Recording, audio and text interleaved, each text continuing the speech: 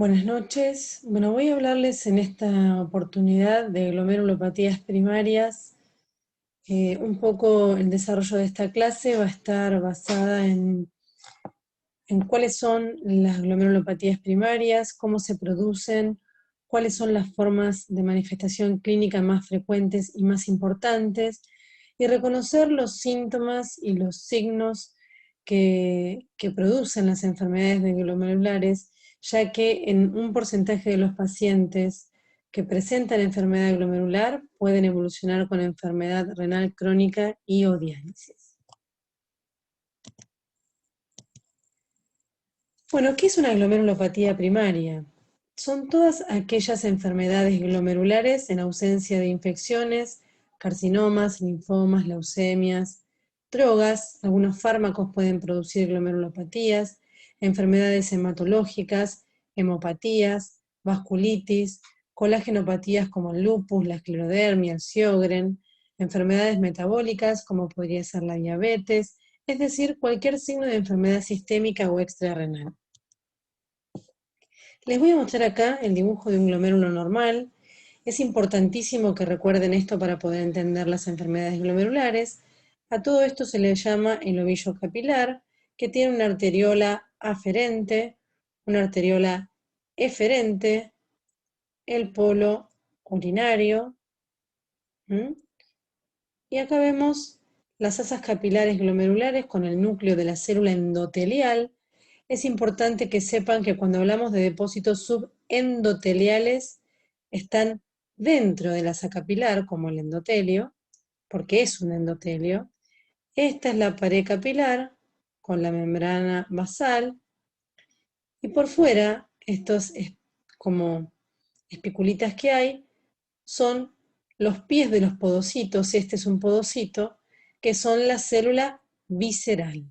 Entonces, tenemos el mesangio con la matriz mesangial y las células mesangiales, que las células mesangiales no deben tener más de 3 núcleos por áreas mesangiales. Las áreas mesangiales deben ser escasas. La cápsula de Bowman, que es esta que está acá, debe tener una sola fila de células, que son las células parietales, y el espacio de Bowman debe estar respetado. Acá vemos un glomérulo. Esto es tal cual como se ve un glomérulo en una biopsia de riñón. Vemos el espacio de Bowman conservado, una sola fila de células parietales, el asa capilar abierta, permeable, con el núcleo de la célula endotelial. Acá vemos podocitos. Esto que está coloreado se llama paz esta tinción.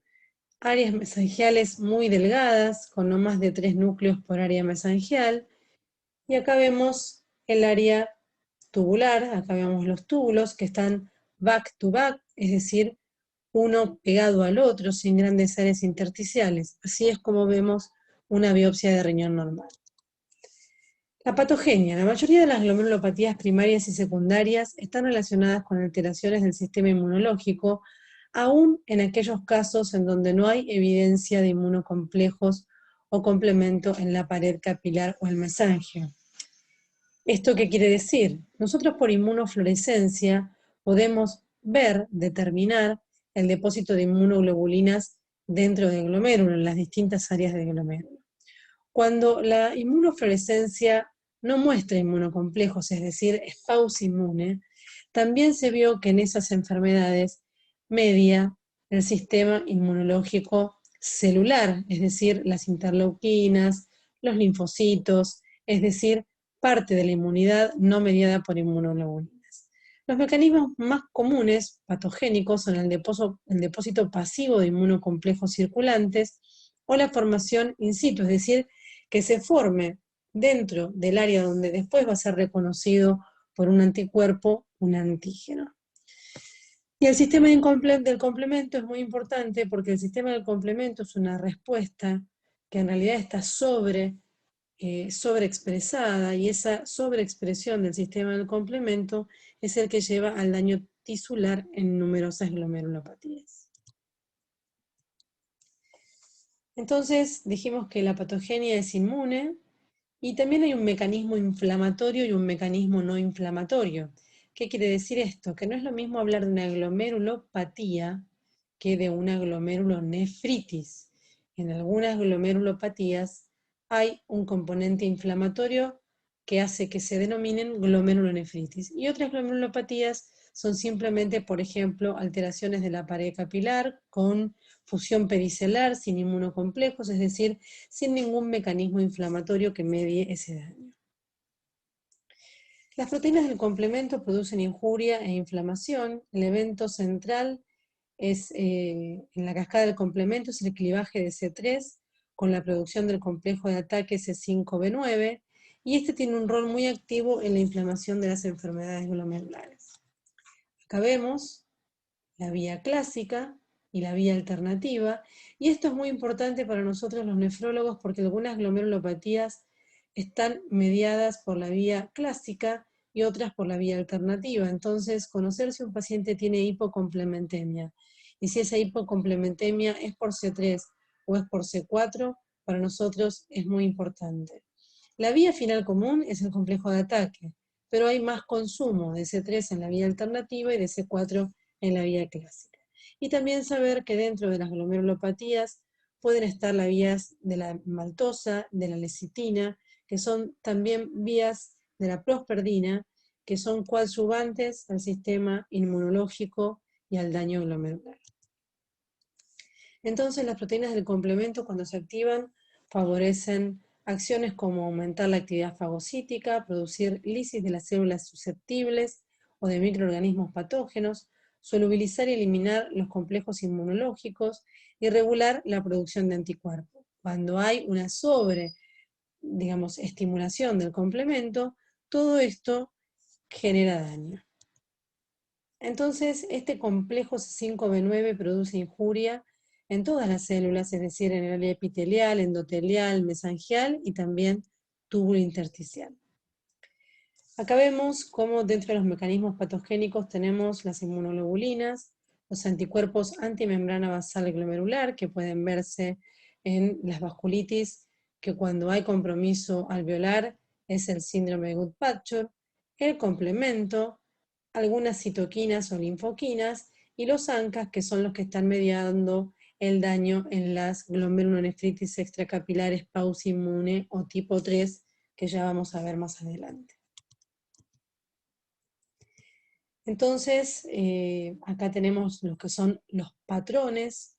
Una cosa es hablar de patrón y otra cosa es hablar de glomerulopatía. Quizá esto es un concepto un poco complejo, pero que ustedes sepan que existen glomerulopatías de cambios mínimos, la esclerosis focal y segmentaria, la glomerulopatía membranosa, las glomerulopatías mesangiales, la membranoproliferativa, la glomerulonefritis endocapilar, la glomerulonefritis extracapilar y la fibrilar o la inmunotactóide. Pero también vamos a ver ahora que podríamos tener una glomerulopatía mesangial mediada por IgA, es decir, una glomerulonefritis por IgA, que pudiera también tener lesiones de esclerosis segmentaria, o que podemos tener una IgA con patrón de cambios mínimos. Entonces, ¿por qué es tan importante la inmunofluorescencia? Porque estas son diagnósticos de patrones ópticos, y según el diagnóstico que acompañe la inmunofluorescencia, un cambios mínimos, para hacer un cambios mínimos tiene que tener, por ejemplo, una inmunofluorescencia negativa, es decir, que no haya evidencia de inmunocomplejos. Este concepto que pareciera complicado en realidad es el complemento de la digamos, indispensable rol que tiene la inmunofluorescencia. La inmunofluorescencia es tan importante como la microscopía óptica para el diagnóstico de las glomerulopatías. Bueno, entonces vimos que tenemos patrones, pero también tenemos inmunoglobulinas. Entonces en la IgA va a haber predominio de IgA, en el John-Lee-Henoch es igual que la IgA, pero se acompaña de púrpura. Existen formas mesangiales, es decir, depósitos en el mesangio que pueden ser de IgM, y ahí hablamos de la nefropatía por IgM. Existen enfermedades donde hay importantes depósitos de inmunoglobulinas IC3, como la glomerulonefritis postinfecciosa, la fibrila inmunotactoide, que pueden tener un patrón donde se ve el depósito de las fibrillas o de los microtúbulos en la microscopía electrónica, y a veces pueden tener patrón de membrana proliferativa, la glomerulonefritis mediada por C3, que es una glomerulonefritis donde el C3 es dominante o casi exclusivo, les diría. Las vasculitis, por ejemplo, la vasculitis con crioglobulinemia tiene depósitos de inmunoglobulinas. Las vasculitis pausinmune no tienen inmunoglobulinas.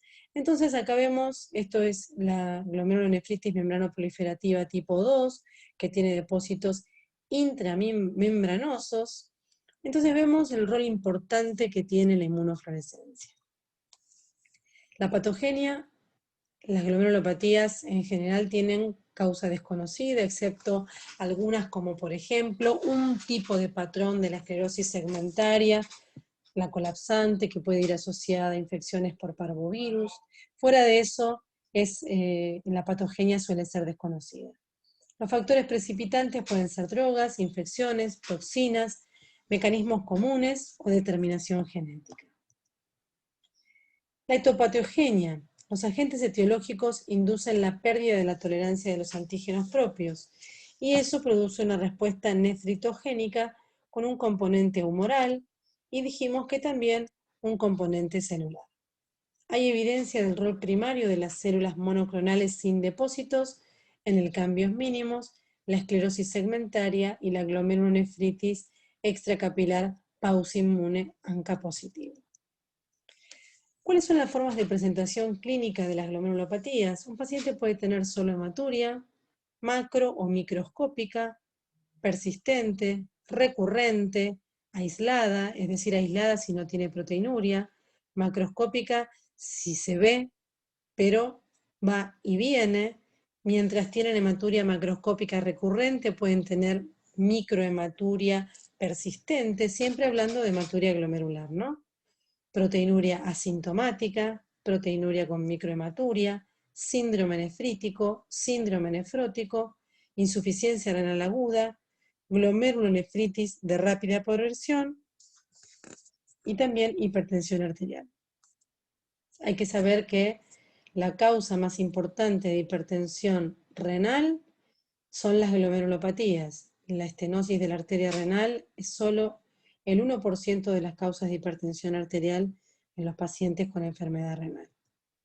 Entonces vamos a hablar un poquito someramente de qué significa tener un síndrome nefrótico, y es el cuadro clínico caracterizado por la proteinuria masiva, es decir, de más de 3,5 gramos día, con una hipoalbuminemia de menos de 3 gramos decilitro, con edema, hiperlipemia, lipiduria, y con síndrome nefrótico las causas más frecuentes en los adultos: la glomerulopatía membranosa, la esclerosis focal y segmentaria, el cambios mínimos, y en la tercera edad o en pacientes mayores de 60 años, la amiloidosis. El cambios mínimos es la glomerulopatía primaria con síndrome nefrótico, más frecuente en los niños, y es frecuente también en los jóvenes o en los pacientes añosos. El síndrome nefrítico es un síndrome caracterizado por la presencia de hematuria macro o microscópica con cilindros hemáticos, hipertensión arterial, oliguria, proteinuria leve a moderada, solo un 20% puede tener síndrome nefrótico, edema, insuficiencia renal, y es característica la glomerulonefritis endocapilar o posinfecciosa, la glomerulonefritis por C3 y la glomerulonefritis extracapilar focal, que después vamos a ver qué es. La glomerulonefritis rápidamente progresiva es la insuficiencia renal de rápida progresión con la duplicación de la creatinina en días o semanas. No es lo mismo tener insuficiencia renal aguda, que se puede producir en 1 o 2 días, que la insuficiencia renal de rápida progresión, que puede pasar en 1 o 2 meses. Esta es una glomerulonefritis en general, Y si hay glomerulonefritis, se va a presentar con hematuria, con cilindros eritrocitarios, oliguria variable, proteinuria variable y a veces hipertensión arterial.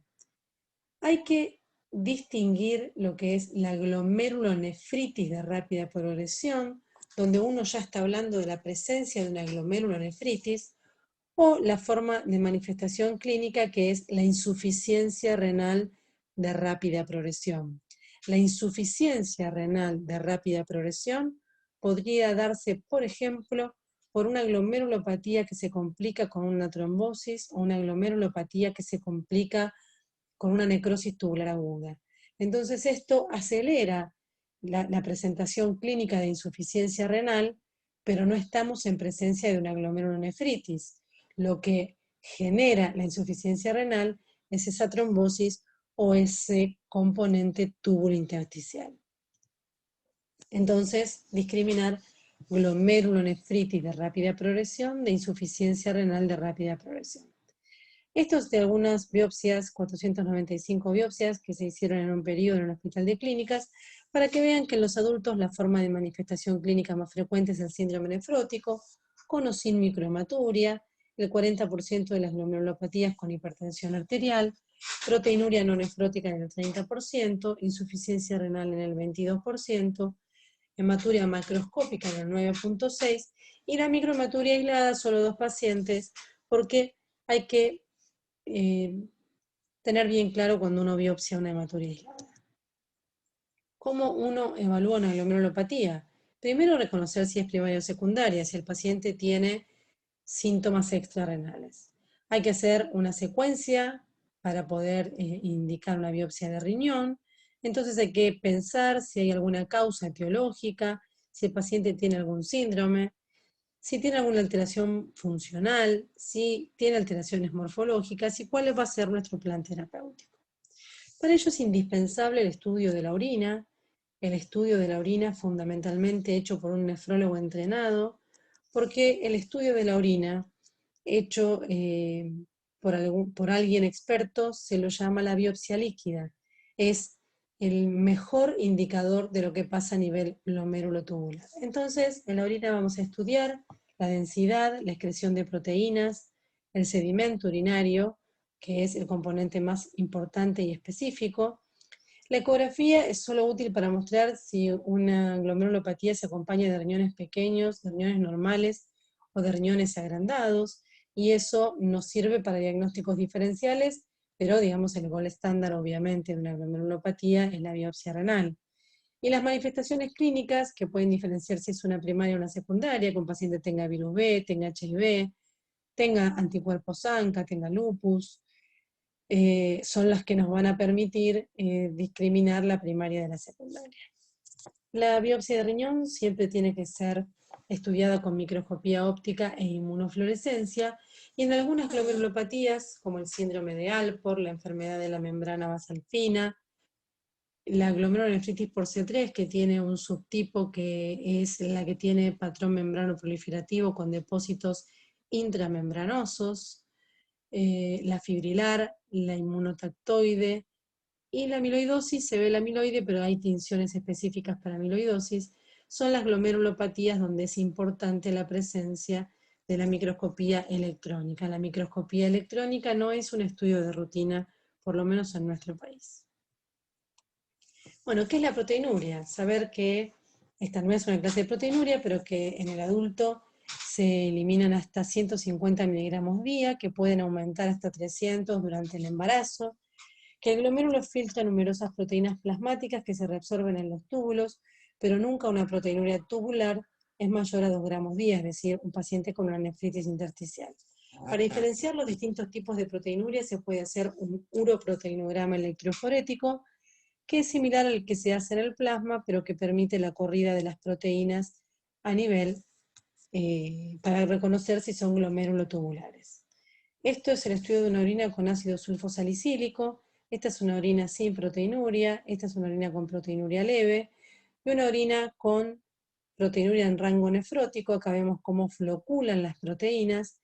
Este reactivo, el ácido sulfosalicílico, permite precipitar todas las proteínas, las glomerulotubulares, es decir, la proteína de Benson-Jones, la cadena liviana, puede precipitar mioglobina, hemoglobina. En cambio, el Albustix, que se usa en las orinas completas en general en los laboratorios, permite precipitar solo la albúmina, por lo que para determinar si ahí hay presencia o no de proteínas, hay que hacer una proteinuria de 24 horas y si uno quiere saber en qué banda migran esas proteínas, un uroproteinuro. En el sedimento urinario podemos encontrar leucocitos, hematíes, eritrocitófago, que es un macrófago, una célula tubular que fagocita a un glóbulo rojo, cilindros, lipiduria, cristales, células epiteliales, bacterias u hongos. Acá vemos una hematuria dismórfica, esto es un cilindro hemático. Para mostrarles un cilindro hemático, les voy a explicar qué es un cilindro. Todos secretamos proteína de Tamm-Horfeld, sobre todo en el enlace de Henle. La proteína de Tamm-Horfeld es una proteinuria de secreción puramente tubular y es la expresión de los cilindros hialinos, que son cilindros normales. Cuando estos cilindros hialinos, que todos tenemos cilindros hialinos, al incluirse parte de la orina que pasa del espacio urinario al túbulo, y entonces en esa orina, que es la que pasa del espacio urinario al túbulo, si tenemos una glomerulonefritis, va a haber a nivel glomerular hematíes. Si tenemos una glomerulonefritis endocapilar o posinfecciosa con mucha exudación de leucocitos, van a pasar leucocitos al túbulo. Si hay una nefritis intersticial, van a pasar desde el túbulo hacia la luz del túbulo, leucocitos. Si tenemos un síndrome nefrótico que cursan con lipiduria, va a haber presencia de lípidos del espacio urinario hacia el espacio, hacia las células tubulares, hacia el túbulo. Entonces, eso que se incluye dentro del molde de la proteína de Tamm-Horfeld que forma el cilindro, es el molde común para los distintos tipos de cilindros. Y tenemos cilindros hemáticos, leucocitarios, tubulares, grasos, serios y anchos, que ahora vamos a ver, pero esto entonces es el molde de la proteína de Tamm-Horfeld, que en este caso el paciente tiene hematuria glomerular, se incluyen los glóbulos rojos. ¿Qué es una hematuria glomerular? Es una hematuria dismórfica, es decir, que si ustedes ven este glóbulo rojo no es igual al glóbulo rojo de un frotis de sangre periférica, es decir, es dismórfico. Este es un glóbulo rojo crenado, este es un acantocito, otro acantocito. Y lo importante de las hematurias glomerulares es que son hematurias dismórficas con más del 80% de dismorfismo y más del 5% acantocitos. Y que también sepan que en las glomerulopatías, que se denominan proliferativas y no proliferativas, la presencia de cilindros hemáticos, aún en las glomerulopatías proliferativas, no supera el 30%, es decir, que para hacer diagnóstico nos basamos fundamentalmente en la morfología, en la presencia de los acantocitos, aunque la presencia de los cilindros hemáticos son el gold estándar de la hematuria glomerular. Acá vemos un cilindro leucocitario, el molde de la proteína de Tamm-Horfeld llena de leucocitos, y vamos a ver, como yo les muestro acá, este es un túbulo absolutamente destruido, denudado, infiltrado. Esto es lo mismo que esto que vemos en la orina. Un cilindro graso, son cilindros que tienen lípidos, acá vemos que son muy restringentes y que tienen distintos tamaños, como si uno pusiera aceite en una olla, y también vemos gotas de grasa suelta. Esto es un cilindro, esto es un cristal de oxalato de calcio y estas son gotas de grasa. En la insuficiencia renal puede haber distintos tipos de cilindros. Este es un cilindro serio, que es el producto de la necrosis del contenido celular que tuvo. Esto es un cilindro granuloso grueso. Probablemente dentro de este cilindro haya habido o células tubulares, o glóbulos rojos, o leucocitos. Y este es un cilindro granuloso fino, que cuando son muy oscuros se los llaman cilindros granulosos finos oscuros, y son característicos de las necrosis tubulares agudas. Estos tres de insuficiencia renal y los oscuros de NTA. Acá vemos, si ustedes miran esto y se acuerdan de histología, una célula tubular perfecta, otra célula tubular perfecta con su núcleo. Esto es un cilindro tubular, es decir, las células del túbulo que se desprenden, el daño tubular que puede acompañar una glomerulopatía, se incluyen dentro del molde de la proteína de Tamm-Horfall, que acá se ve perfecto, el fondo de la proteína de Tamm-Horfall, formando cilindros tubulares. Entonces, las glomerulopatías primarias se clasifican en proliferativas, es decir, si hay proliferación, exudación, anticuerpos, o si no hay tanto de eso. Las proliferativas son la endocapilar, el patrón endocapilar es característico de la glomerulonefritis postinfecciosa, las mesangiales, la membrana proliferativa y la extracapilar. Y de las no proliferativas, la glomerulopatía de cambios mínimos, la esclerosis focal y segmentaria, la esclerosis focal y global, la membranosa y la membrana basal fina. Algunas que pueden tener un patrón u otro, porque yo ya les había dicho que la IgA, si bien tiene un patrón predominantemente mesangial, en un porcentaje pequeño puede tener un patrón de cambios mínimos, o que la IgM, que también es una forma mesangial, tanto como la C1Q, pueden, en casos extraños, tener patrón de esclerosis segmentaria. Entonces estas quedan como en el medio de la clasificación, y en estas tenemos la IgA, la IgM, la C1Q, la fibrilar, la inmunotactoide, la colágeno fibrótica, la lipoproteica, que son muy raras, la esclerosante y las inclasificables. La endocapilar, que la forma más frecuente es la postestreptocóxica. Esta es menos frecuente en los países desarrollados, sigue siendo frecuente todavía en la Argentina.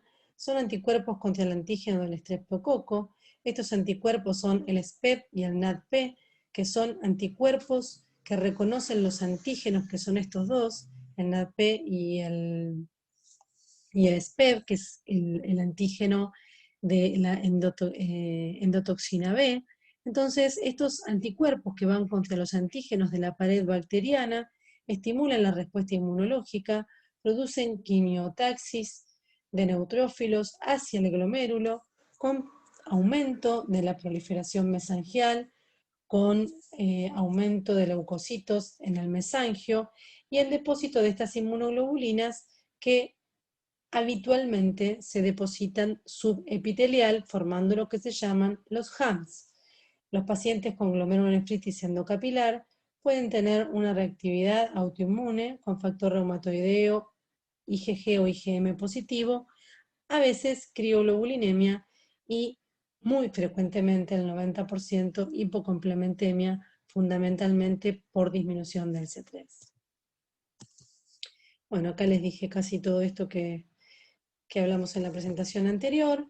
Hay hematuria macroscópica, cilindros hemáticos, proteinuria no nefrótica en la mayoría de los pacientes, la forma de manifestación clínica es el síndrome nefrítico, puede haber ácido elevado y en los niños la evolución es muy favorable, en los adultos porque existe, digamos, lo que es la glomerulonefritis endocapilar relacionada a infecciones. Cuando uno habla de patrón endocapilar, si es por estreptococo, decimos postestreptocóxica.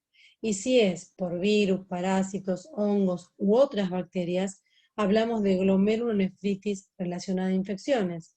Se vio últimamente que la glomerulonefritis relacionada a infecciones, es decir, por otros gérmenes, puede presentarse en los pacientes adultos, en poblaciones vulnerables como los HIV, los pacientes adictos, los pacientes diabéticos, y que estos pacientes pueden tener patrones más severos con peor evolución y evolución a la enfermedad renal crónica.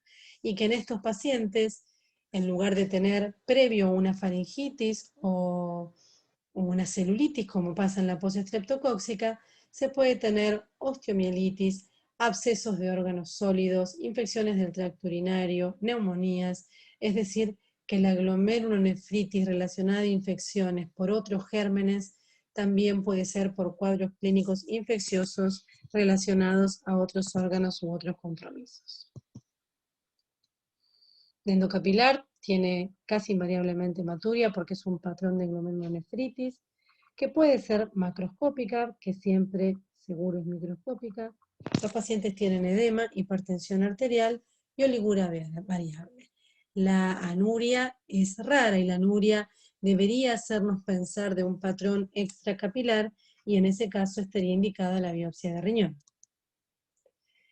Acá vemos un patrón endocapilar con engrosamiento de las paredes capilares, aumento de las células endoteliales, proliferación de la matriz y de las células mesangiales, lobulaciones, y en la inmunofluorescencia se ven depósitos granulares que pueden tener distinta distribución. Esta distinta distribución, alguien le puso nombres, el cielo estrellado, no tiene importancia para ustedes, pero sí que vean acá la membrana basal glomerular y el HAMP, que es el inmunocomplejo, que se deposita del lado del podocito, es decir, subepitelial, y en la inmunofluorescencia hay predominio de IgG y C3, fundamentalmente en las paredes capilares, que es donde se depositan estos inmunocomplejos, que también se llaman HAMS o jorobas. Bueno, las glomerulopatías o glomerulonefritis mesangiales son una entidad morfológica definida por el aumento de las células mesangiales o de la matriz mesangial que se observan por microscopía electrónica con indemnidad de la pared, es decir, que las inmunoglobulinas son exclusivas del mesangio. Pueden existir depósitos de inmunocomplejos porque raramente está la forma sin inmunoglobulinas. Entonces, dentro de las primarias tenemos la glomerulonefritis por C3, sin depósitos, y también tenemos la IgA y la IgM, ¿no? No sé por qué acá no las puse, pero hay más adelante una diapositiva. La glomerulonefritis mesangial primaria, la forma más frecuente es la proteinuria con microhematuria, no el síndrome nefrótico. Puede presentarse como proteinuria masiva, se llama proteinuria masiva la presencia de proteinuria en rango nefrótico sin hipoalbuminemia, con microhematuria aislada o hematuria macroscópica. Algunos pacientes pueden tener hipertensión arterial e insuficiencia renal, aunque las formas mesangiales no suelen tener frecuentemente insuficiencia renal.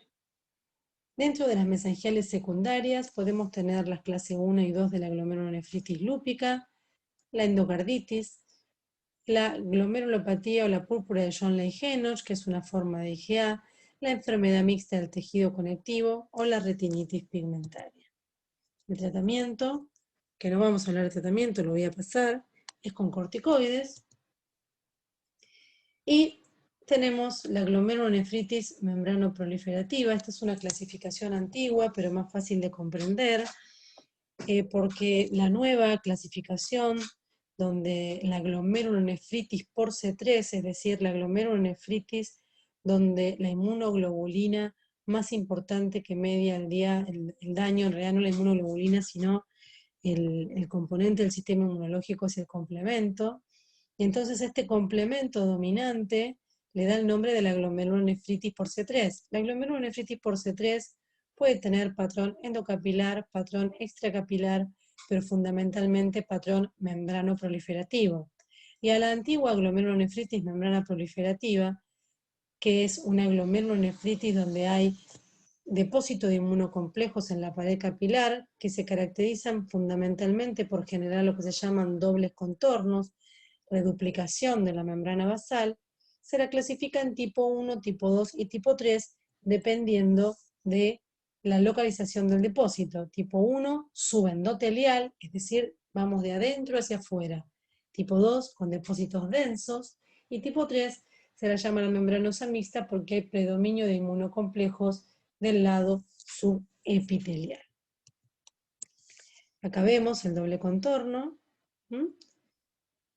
Vemos las lobulaciones, el aumento, la proliferación que hay a nivel glomerular, con aumento de la matriz, engrosamiento de las paredes capilares, acá se ven mucho más gruesas por la presencia de depósitos, tanto de la pared capilar como mesangiales. En la microscopía electrónica podemos discriminar, esta es una de las glomerulopatías donde es importante la electrónica, porque la DDD, la enfermedad de los depósitos densos, la antigua membrana proliferativa, esta ahora quedó incluida dentro de la glomerulonefritis por C3, tiene depósitos intramembranosos. Entonces, para poder discriminar si son subendoteliales, intramembranosos o subepiteliales, nosotros necesitamos, acá vemos, de la microscopía electrónica. Y la gran diferencia entre estas tres es que la membrana proliferativa o la glomerulonefritis por C3 que forman la DDD con patrón membrano proliferativo es de mala evolución, suele tener también estos depósitos a nivel dentro del ojo, entonces hay que pedir fondo de ojo, y es una glomerulopatía con altísima recurrencia post-trasplante.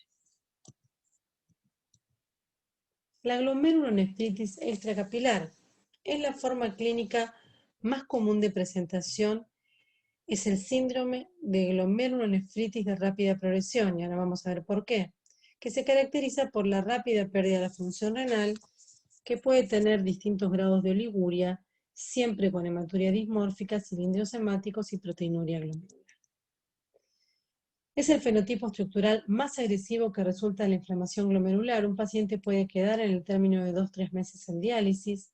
La proliferación extracelular sigue la disrupción de los capilares glomerulares, es decir, hay daño en el capilar glomerular y este daño del capilar permite que mediadores inflamatorios y leucocitos entren al espacio de Bowman, induciendo proliferación de la célula epitelial o parietal con participación de macrófagos.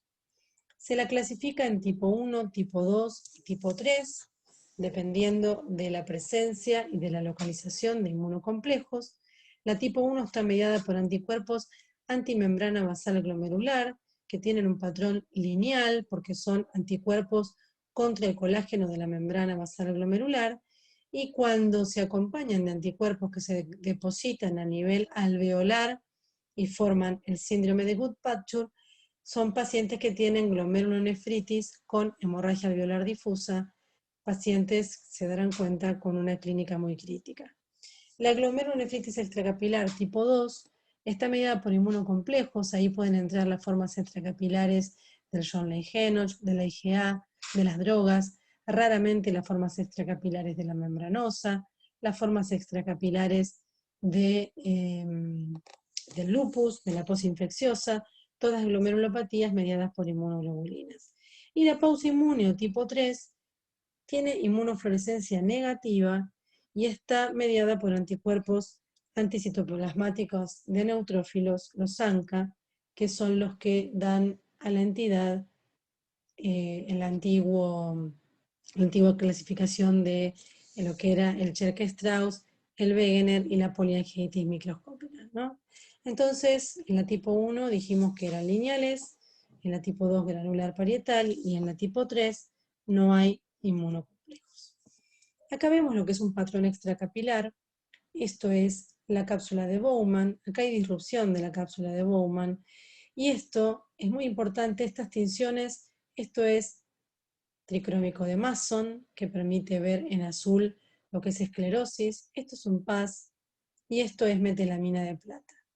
Entonces, estas tinciones nos permiten también discriminar si el daño es un daño ya con presencia de colágeno, de fibrina, o si es un daño agudo, donde está mediado fundamentalmente por células. ¿Y por qué eso es importante?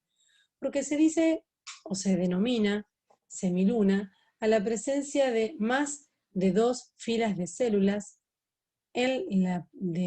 formadas por las células parietales de la cápsula de Bowman, y estas células pueden estar formadas por células propiamente dichas en la fase inicial, o con el tiempo se van transformando en fibroblastos, y cuando una semiluna es una semiluna fibrosa, ya formada por fibroblastos, este glomérulo se transforma en un glomérulo obsolescente, un glomérulo que va a terminar en una oblea, y entonces cuando uno encuentra una glomerulonefritis extracapilar en fase esclerosante, ese paciente no solo no va a responder al tratamiento, sino que va a evolucionar a diálisis. Acá vemos una semiluna celular, llena de células, sin fibrosis, y cómo el glomérulo se colapsa hacia el lado contralateral a la presencia de la semiluna. Y acá vemos una semiluna fibrocelular, acá hay células y acá hay fibrosis. Este es el glomérulo colapsado. Entonces, este gran daño que ocupa el espacio de Bowman, que oblitera al glomérulo, genera caída del filtrado glomerular, y como esto es una glomerulonefritis, produce un daño muy grave que requiere de un tratamiento muy intensivo y precoz. Acá vemos el patrón lineal, cómo acompaña las líneas de la pared capilar, un patrón granular, ahí se ven los gránulos groseros de las inmunoglobulinas, y en la pausa inmune no hay presencia de inmunoglobulinas. Existen formas extracapilares secundarias, dijimos, asociadas a infecciones, a drogas. Estas son las que se incluyen dentro de las extracapilares tipo 2.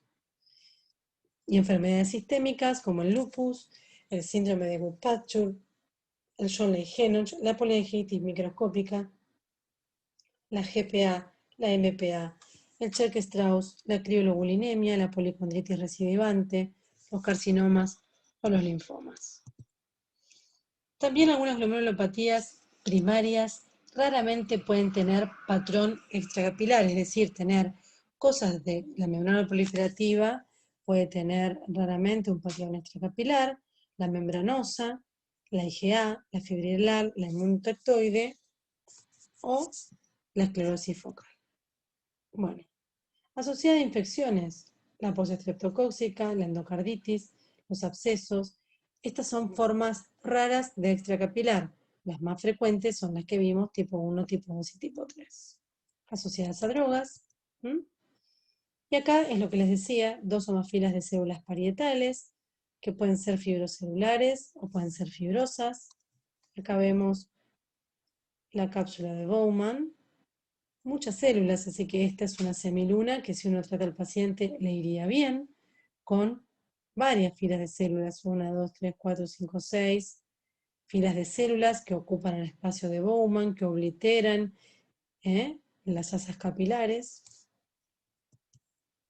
Acá vemos un foco de necrosis fibrinoide, en general se pueden acompañar de daño vasculítico, y es muy importante saber si está indemne o no la cápsula de Bowman, porque cuando la cápsula de Bowman está disruptiva, hay permeabilidad hacia el glomérulo con exudación e inflamación, y eso lleva a ese glomérulo a la pérdida definitiva.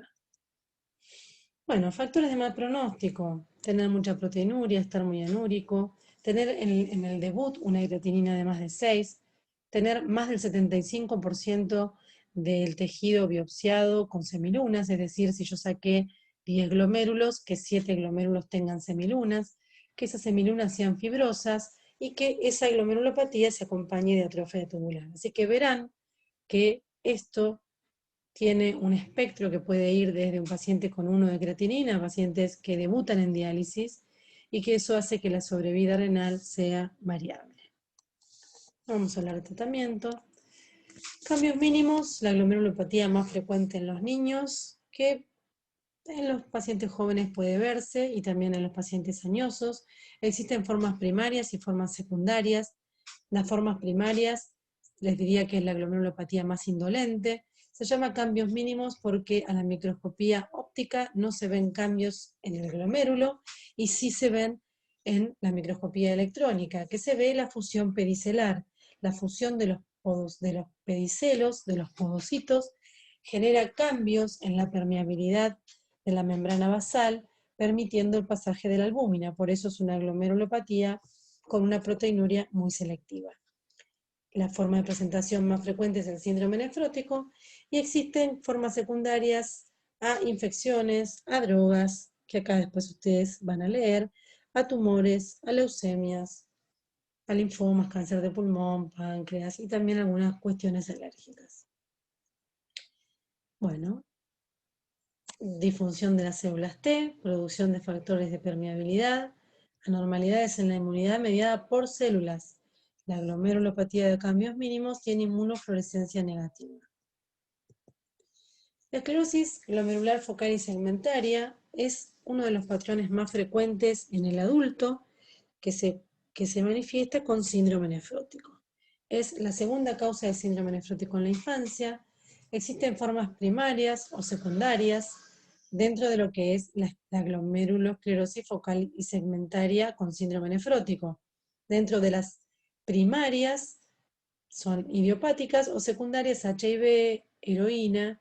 La del HIV es una variante que se llama colapsante de una glomerulopatía secundaria HIV, pero que tiene un patrón determinado. En cambio, el patrón de esclerosis segmentaria por alteraciones glomerulares que llevan a la hiperfiltración, y esa hiperfiltración, como puede suceder en el reflujo, en la obstrucción, llevan a la presencia de un patrón de esclerosis segmentaria, tienen fusión pedicelar no difusa, es decir, que en la microscopía electrónica se ven fusión pedicelar en parches y en general hay proteinuria masiva y no síndrome nefrótico.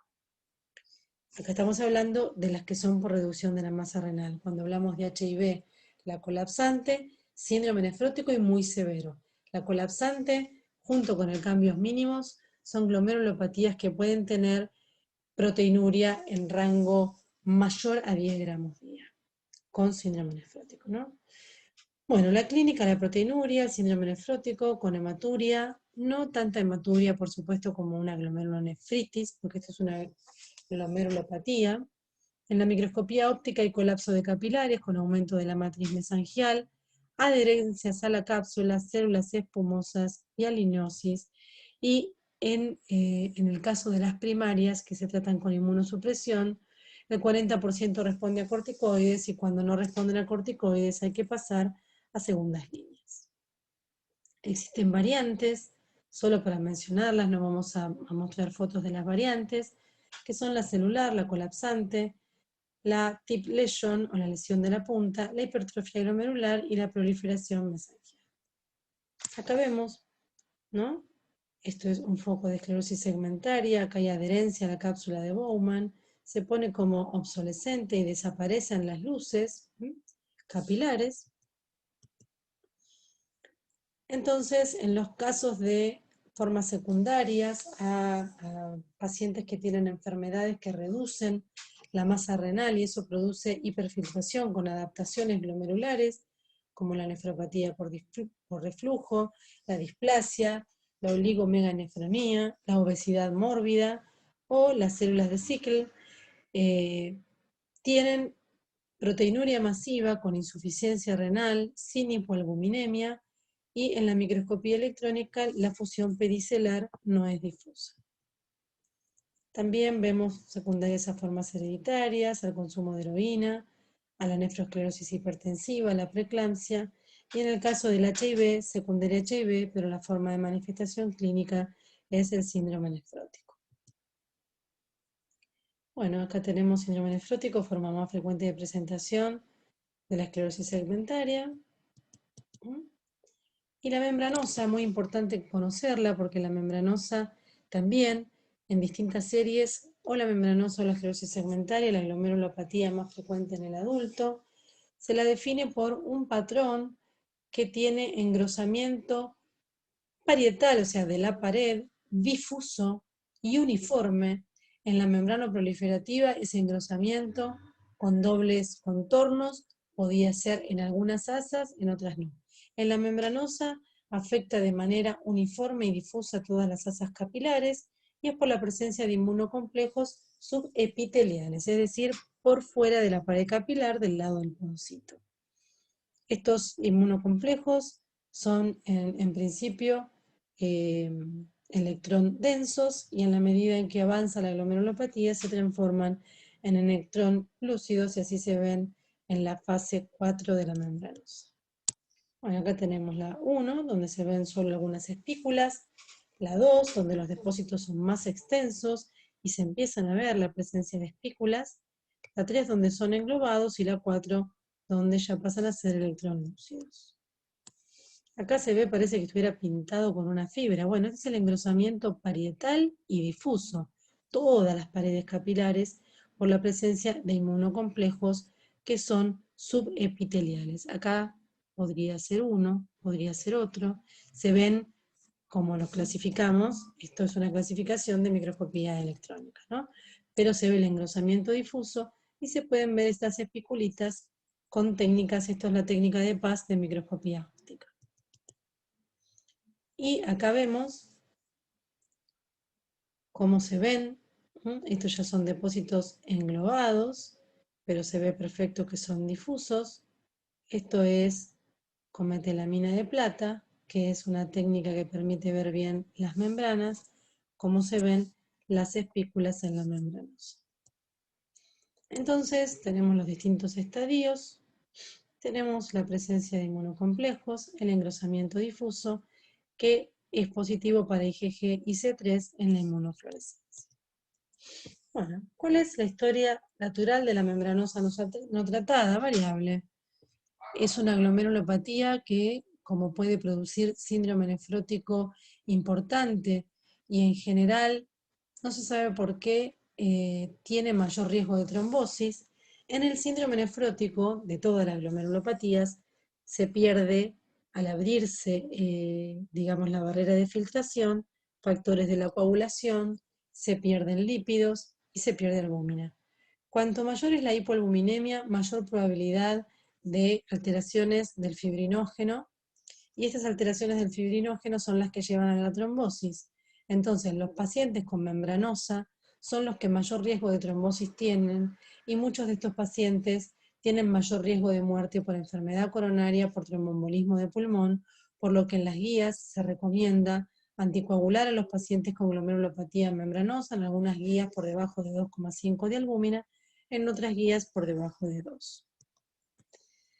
Bueno, existen formas secundarias, esto es importantísimo. Si un paciente mayor de 60 años tiene un patrón membranoso, antes de iniciar un tratamiento inmunosupresor, se deben descartar los tumores, porque es la glomerulopatía secundaria a tumores más frecuente en el adulto, que no quiere decir que no puedan tener una glomerulopatía primaria. Entonces, en ese caso, hay que estudiar a los pacientes descartando tumores y también se puede pedir el anti-PLA2R, que es el anticuerpo característico de la membranosa primaria. Entonces, si yo tengo un anti-PLA positivo y el paciente no tiene ninguna evidencia de enfermedades, yo puedo iniciar el esquema de tratamiento, el esquema de Ponticelli, que no es un tema que vamos a abordar con ustedes. Entonces, que sepan que está mediada por inmunocomplejos, que están in situ y que se debe a una reacción entre los anticuerpos y un antígeno glomerular intrínseco, o sea, propio de la membrana o plantado de ubicación subepitelial, que después es reconocido por IgG y interviene C3. Bueno, entonces a cualquier paciente añoso, sangre oculta en materia fecal, fibrocolonoscopía, mamografía, ecografía abdominal, placa de tórax, ver que no tenga un melanoma, tomografía de cerebro, tomografía de pulmón, para descartar causas secundarias. La enfermedad de la membrana basal fina es una enfermedad que es una enfermedad indolente, benigna. Hay muy pocos reportes que hablan de formas que evolucionan. Es una basalopatía, una enfermedad de la membrana basal hereditaria, aunque también existen las formas esporádicas, es decir, formas adquiridas. Es una causa frecuente de hematuria glomerular, que en general tiene muy poca proteinuria, con adelgazamiento de la membrana basal por debajo de 250 nanómetros, que puede tener hasta un 5% de prevalencia en glomerulopatías primarias cuando se estudian con microscopía electrónica, que la proteinuria puede llegar a medio gramo, aunque hay reportes de proteinurias de 2 y 3 gramos, y que la hematuria macroscópica es mucho menos frecuente que la microscópica. Las mesangiales, habíamos visto que las glomerulonefritis o glomerulopatías mesangiales pueden ser sin depósitos o con depósitos, cuando esa proliferación mesangial está mediada por inmunoglobulina A dominante. Hablamos de la glomerulopatía por IgA, que es la glomerulopatía primaria más frecuente del mundo, que se manifiesta con proteinuria y hematuria, puede ser hasta con hematuria aislada, que es por la desregulación de la inmunoglobulina A, que se secreta fundamentalmente a nivel intestinal o en la mucosa nasal. Cuando una glomerulopatía es no IgA, si tiene dominancia de IgM es IgM, si tiene dominancia de C1Q es una C1Q, si tiene dominancia de C3 es una C3 y puede tener también C3 e IgG. Es decir, que el nombre en las mesangiales lo va a dar la inmunofluorescencia. Entonces acá vemos aumento de la matriz y de la celularidad mesangial sin afectación de la pared capilar. Y vemos en la inmunofluorescencia que las paredes capilares están respetadas, pero que se ve el mesangio con inmunoglobulinas. La IgA es la más frecuente del mundo, afecta fundamentalmente a varones, jóvenes, puede cursar con hematuria aislada, hematuria de proteinuria y o síndrome nefrótico, y es una glomerulopatía que cuando tiene proteinuria mayor a 1 gramo, o cuando persiste, o cuando la hematuria es muy activa, sin tratamiento, en el 40% puede evolucionar a la enfermedad renal crónica y requerimiento de diálisis. La patogenia es la alteración de la regulación de la IgA. Hay proliferación mesangial con expansión mesangial. Puede haber necrosis fibrinoide. Hay una clasificación que ya tiene unos cuantos años, que es el MEST, que es la clasificación de Oxford. M de mesangial, S de esclerosis segmentaria, E de endocapilar y T de tubular, y ahora le agregaron la C de semilunas en inglés, ¿no? Y entonces uno puede tener solo proliferación mesangial con esclerosis segmentaria, proliferación mesangial con esclerosis segmentaria con proliferación endotelial, agregarle a eso un daño tubulointersticial mayor al 20% y o la presencia de semilunas. Entonces, según cómo sea la histología de una IgA, también va a tener una correlación clínica y también se va a coincidir con la evolución. Dentro de lo que son digamos, los índices más activos tenemos las semilunas y la proliferación endotelial, pero la presencia de esclerosis segmentaria ya la presencia de una lesión irreversible. Entonces la histología en una IgA es muy importante. Bueno, acá vemos proliferación mesangial. En este caso no tenemos ni semilunas, ni esclerosis segmentaria. Acá tenemos una IgA, esto es una inmunofluorescencia para IgA. La forma más frecuente de manifestación clínica es la hematuria leve con proteinuria. Acuérdense que las glomerulopatías se pueden acompañar de hipertensión arterial, pueden tener proteinuria masiva, formas de rápida progresión, pueden también complicarse con insuficiencia renal aguda porque los pacientes que tienen mucha hematuria pueden tener oclusión de los cilindros hemáticos, digamos, por cilindros hemáticos en los túbulos. Y estas formas de presentación a veces generan daño tubular. Bueno, la IgM es una nefropatía mesangial mediada por inmunoglobulina M. La incidencia es baja y la forma de presentación clínica más frecuente es el síndrome nefrótico, también más frecuente en los varones. Acá vemos que en la inmunofluorescencia hay IgM mesangial difusa, granular parietal segmentaria. ¿Qué quiere decir? Que está en la pared, que tiene forma de gránulos, que es difusa y que se ve en el mesangio. La C1Q, una glomerulopatía rara, caracterizada por el depósito en el mesangio, que es dominante de C1Q, que es una de las fracciones del complemento. En el hospital tuvimos 11 pacientes. La forma de presentación clínica más frecuente es el síndrome nefrótico y por suerte es una glomerulopatía córtico-resistente de buena evolución. Bueno. La fibrilar es una entidad primaria infrecuente que pertenece al grupo de las glomerulopatías fibrilares rojo-congo negativa. ¿Qué quiere decir eso? Que cuando hablamos de glomerulopatías por depósitos, hablamos de la amiloidosis, la fibrilar y la inmunotractoide. Pero para la amiloidosis tenemos tinciones especiales que nos permiten, cuando vemos que en la microscopía electrónica, óptica, hay algo depositado y no se sabe bien qué es, se recurre a la técnica de rojo Congo y la tioflavina T para descartar amiloidosis. Si se descarta amiloidosis y se sospecha que hay algún depósito, hay que tratar de hacer la fijación de ese material para microscopía electrónica y poder ver los microtúbulos o las fibrillas. Las fibrilares, que se manifiestan fundamentalmente con síndrome nefrótico, en el hospital, fíjense, en una frecuencia de 14 años, el bajo número de casos, ¿no? Y esto tiene que ver con lo experta que es la patóloga del hospital, ¿no? Que puede sospechar esta glomerulopatía. Es una glomerulopatía que en general tiene mala evolución. Existen formas, por supuesto, primarias y secundarias. La primaria fibrilar puede ir asociada al tabaquismo y las formas secundarias pueden ir asociadas a algunos tumores. El patrón histológico, ¿se acuerdan que nos mostré una diapositiva donde le hablé de patrones? Puede ser el más frecuente, membrano proliferativo o mesangio proliferativa, raramente la membranosa, pero lo importante es que hay unos depósitos fucsinófilos, es decir, medio claros en la microscopía óptica que hacen sospechar la presencia de estas fibrillas.